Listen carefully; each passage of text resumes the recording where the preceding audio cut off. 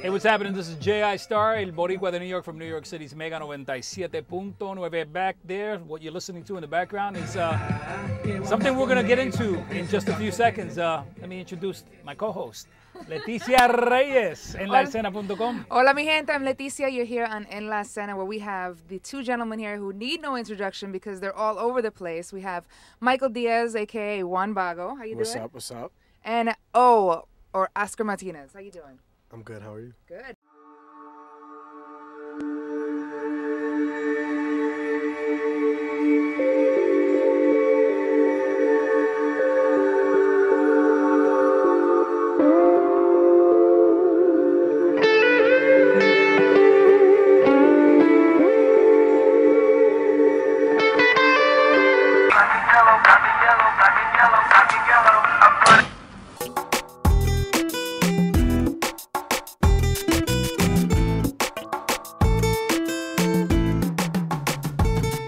Take it over. What happened Juan there? Bago.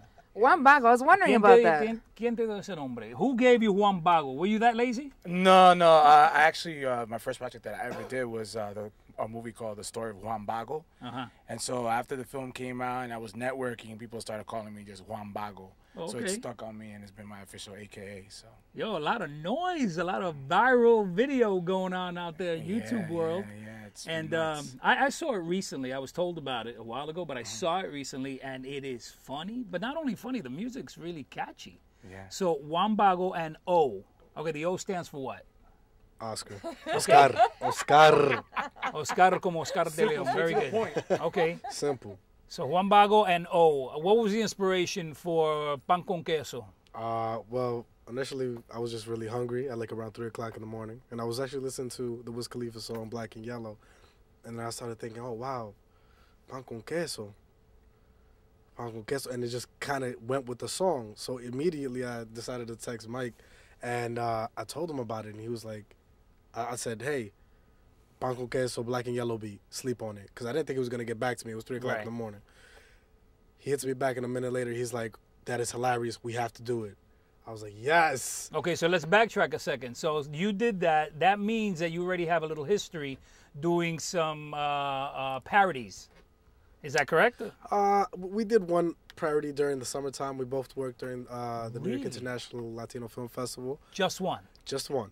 That's pretty amazing because the quality of this, and I want to get into some of the actual, the visuals and the professionalism behind the actual, it was film, right? That was film. That was clean, and I know the director is with us here tonight, and we're going to meet him. As a matter of fact, let's get that done. Let's bring him in. Come on Let's bring Mr. Creative over here. No doubt. And welcome to the show. Come right over here, Right fit over in. here. By the way, we are in the studios of WSKQ Radio to save both time and money.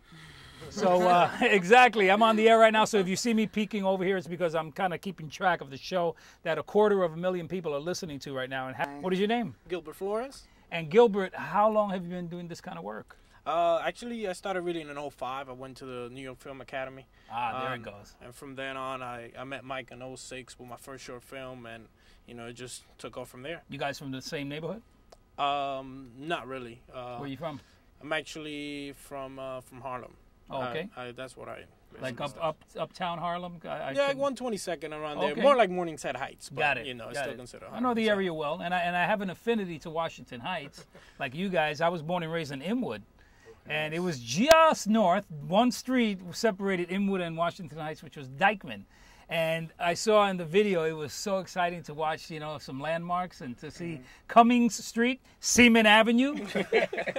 It lends itself. No, you did not. Just go there. That's the name. That's the name. I'm glad that you pointed at Leticia as soon as she said Seaman Street. Thanks a lot. It's really nice. Very good. That was subconscious. I didn't plan it that way, but you noticed?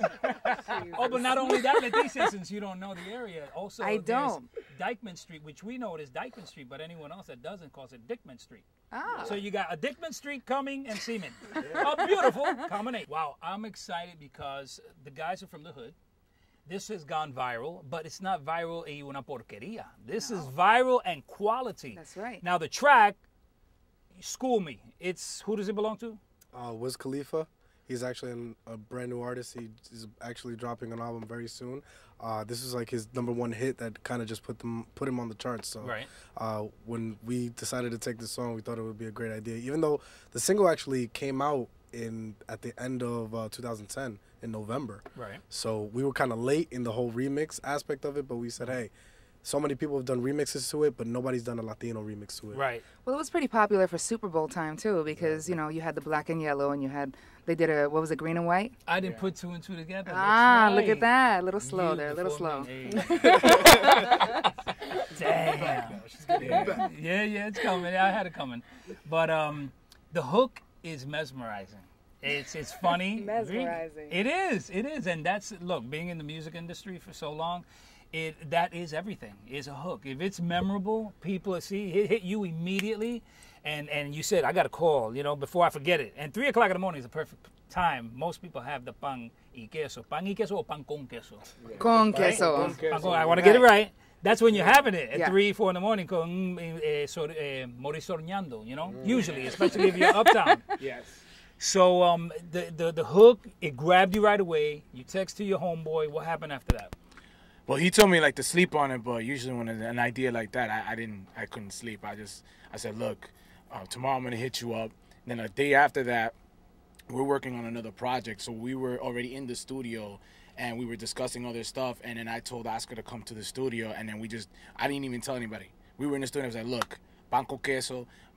The guy who actually raps in the video, Jeff LePay, he stripped the beat. We put it in there, and he went in this booth. He recorded it, and then Tommy Nibbs, who's the vocal that I'm lip syncing, he went in there. He did his part, and that was it. And then a week later, we just did the video. It's good to have some creative, be surrounded by creative people, right? Yeah, because we were working on a webisode thing, and we were also in the studio, in the music studio up in Dykeman. So we had all the creative. Like we were already thinking about how we were gonna do the music video in the same night when they're recording the stuff. That's how the best things happen, when it's not really planned. The best things in our industry happen like that all time and time again. Yep. And I'm really excited about it because you got some quality stuff. You got some some humble gentlemen in front of me here. Would you agree, Leticia? Absolutely. I mean, they're just under, I think, 300,000 hits, right, on YouTube right now. That's exactly where I was going. Did you think that was ever going to happen, and how do you feel that it has? I mean, it just blew up. I mean, we were doing something kind of like out of fun. I mean, because we had other projects that we're working on, and this just landed on our laps, and we was like, let's just go with it. And it's just been crazy. It's been crazy. We did not expect this. Really, in a beautiful way. Now, let me ask you this: is that all you're concentrating on, doing parodies? Actually not. I mean, these two guys are definitely actors, and they're good at what they do. Awesome. Producing wise, Mike is awesome when it comes to that. I mean, I'm mostly behind the camera, right. But I do write a lot of my stuff, as well as Mike. He does write his stuff. So we're just doing other things and keeping it nice. So let's talk about those few other things then. You said you were in the studio anyway, so you were working on something. But let's talk a little long term. Let's say maybe a year from now, 2 years from now. Where do you guys see yourselves? Like, what do you see yourself working on?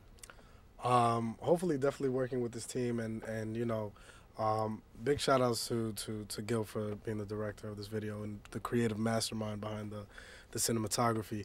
And I definitely had to plug in Harmonic Studios, and that's the studio that we have up in Dykeman, in the Dykeman area. But a year from now, I mean, hopefully, I really want to be in a short film. I'm really trying to take the acting to another level, and hopefully the comedic acting to another level. Sure, that could open some doors. Yeah, definitely. How about you? Well, like I said, this project just came out of left field, but beforehand I've been working on a fake reality show because I have a production company. Wait a minute, isn't that what's the right word?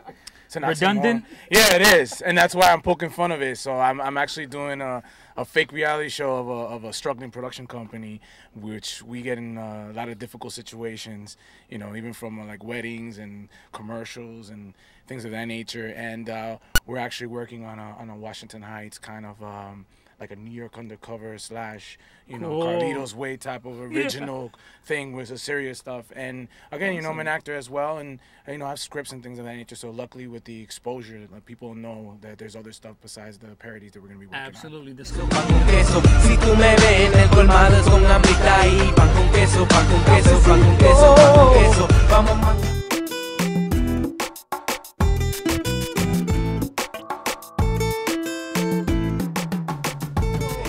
vamos manga un cafecito en la esquina y pan con queso, pan con queso.